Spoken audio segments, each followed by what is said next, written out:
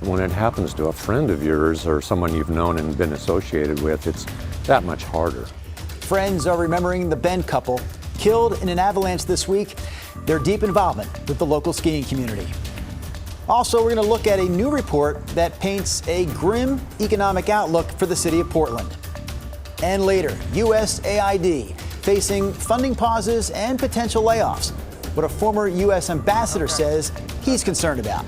KGW News at noon starts right now.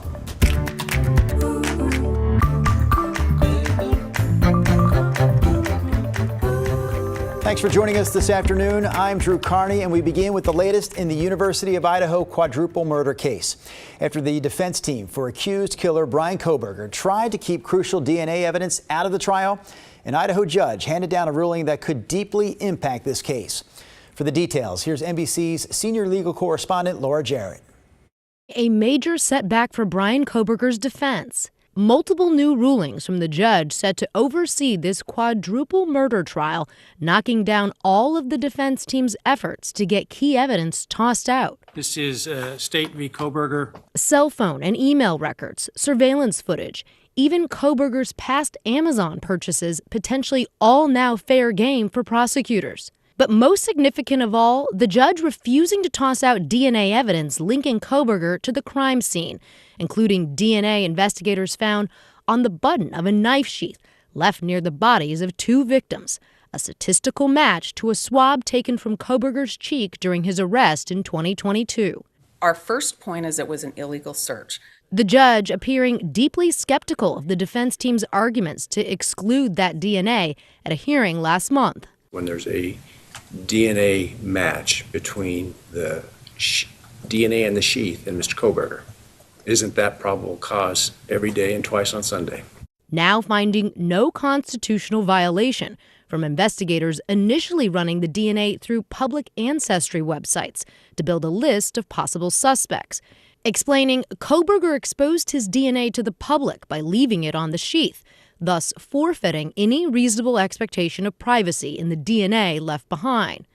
The judge similarly not persuaded that investigators couldn't sift through the trash outside his parents' home once they zeroed in on him, saying, by throwing away an item of trash containing his DNA, defendant cannot object to the testing of that DNA. These latest rulings a significant boost for prosecutors heading into trial this summer as they seek to try Kohberger for the murders of college students Ethan Chapin, Xana Kernodle, Kaylee Gonsalves, and Madison Mogen. The judge also throwing cold water on the defense team's claim that law enforcement misrepresented the account of a surviving roommate, finding her statements to police remarkably consistent, but if not, then fodder for cross-examination. Again, that was NBC's Laura Jarrett reporting for us here this afternoon. We're also hearing from friends of the Bend couple who died earlier this week in an avalanche near Broken Top. Terry and Renee Shearshaw have deep roots in the Bend community. Terry's family owns a long-standing ski shop in town, and both he and Renee enjoyed spending time in the outdoors. Their friends say they were simply good people who made a lasting impact on those who knew them and loved them.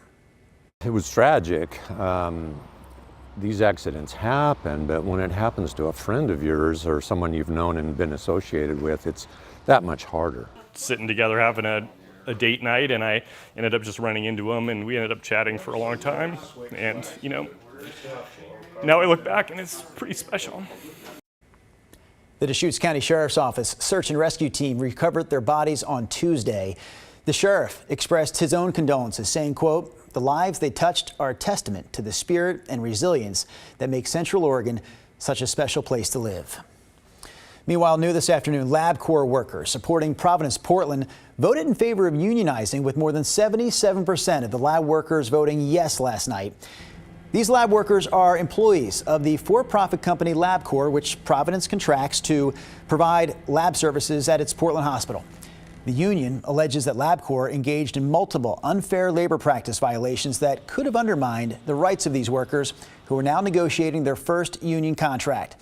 Of course, while all of this is happening, the Providence nurses strike is still going on as well. That is now in its 6th week. All right, a break from the headlines this afternoon to check in with Rod Hill in the Weather Center. Rod, I know we have to get through today and tomorrow, but man, coming this weekend, lots of rain. Yeah, I want to begin with a big heads up that we've already put out a KGW weather impact alert for the PM hours of this Saturday into Monday morning for what you see lining up very vividly on the satellite picture. Elongated fetch of moisture, what we call an atmospheric river that seems to be taking aim right into our region. The steady, heavier rains will begin at some point, I'm not sure, but at some point, not sure when, I should say, in the afternoon hours into the night, and then starting to break apart as we go into Monday morning. Weather models love 3 to even, in some cases, closer to 4 inches along the coast and over 2 inches of rain here in the valley. More on that coming up in my complete forecast. In the meantime, we've had some sun breaks, but overall a lot of clouds. Salem's still warming up at 54. PDX is lagging behind at 48. Assuming we get some sun in the coming hours, which is not a guarantee, but if we do, we'll warm up to about 54 degrees. No rain chance today, light winds, just a matter of how much brightness we get or miss out on. That's your update. All right, more from Rod here in a few minutes. Back to our news headlines, though, this afternoon. The investigation continues after a man died in North Portland in what's being described as an accident involving a MAX train. It happened around 8:30 last night at the Delta Park station. Authorities say the victim tried to cross the tracks between two train cars and got stuck between them as one of those trains was leaving the station. The train's operator didn't seem to realize what had happened. It was actually a different MAX operator who spotted the body on the tracks. Unfortunately, he made a really poor decision trying to get to the train to go in between the cars. Obviously, it's very dangerous, and we discourage people from doing that. The MAX Yellow Line shut down last night during the investigation, but has since reopened. Police still haven't released the name of the victim.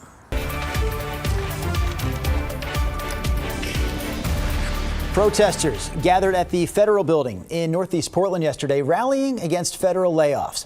KGW's Catherine Cook was there and spoke to a few people who recently found out that they had been fired. No king, no crown, we won't back down. Outside the federal building in Northeast Portland, a message to the Trump administration as mass federal layoffs continue. You don't need to come in with a sledgehammer and knock everything down and disrupt people's lives and take their jobs away from them. Patty Espy is a retired nurse. She's shaken by layoffs at the Centers for Disease Control and Prevention and National Institutes of Health. The federal agencies have lost about 5,200 workers as diseases like bird flu and COVID-19 bear down. I worked back in the day when AIDS first came. And if it wasn't for the CDC and the National Institute of Health to help us, we didn't know what it was. We didn't know how to take care of the patients. I was fired yesterday morning. Dane Gallish drove 5.5 hours to be here. He was a botanist at the Immigrant Creek Ranger District in the Malheur National Forest, one of 5 people fired there so far. My former coworkers who are showing up every morning to serve their country at the ranger station are living in fear, and they can't come and talk to you guys about this. So someone's got to. It's scary.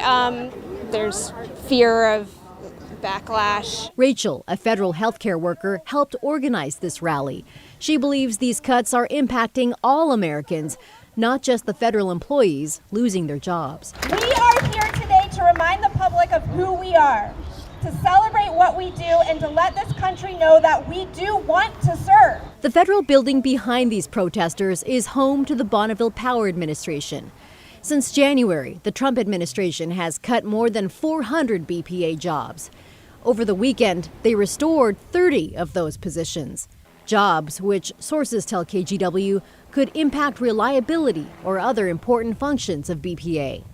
Those here say it's a nod to the danger and uncertainty of these massive federal cuts. And it's not my job, it's not the National Forest System. I am more concerned about our democracy. Catherine Cook, KGW News. We also caught up with a former U.S. ambassador who now works at Lewis and Clark College about the dismantling of USAID. Within hours of taking office last month, President Trump put a freeze on foreign assistance. He described USAID's programs as being both wasteful and promoting a liberal agenda. The Trump administration is also trying to lay off thousands of USAID employees, but a federal judge had ordered a temporary pause on that plan. So Niels Marquardt, the former U.S. ambassador we talked to, who worked at the State Department for 33 years, told us that he is deeply concerned about what's going on. And USAID is the place in the U.S. government where we know how to deliver medicines to people who are sick, and we know how to deliver disaster relief to people that have been hit by an earthquake or a drought or a cyclone or a hurricane. And all of that is at risk as our government has summarily dismissed thousands of people around the world who are doing this work. We have really given up probably our preeminent tool for soft power projection in the world, something that wins us friends and demonstrates that we're not just a powerful and a wealthy country, but we're also a generous country. And that's a value that's important to Americans. He also told us that he has concerns that countries like China and Russia will try to step into the void of humanitarian aid with much less experience than the U.S. has.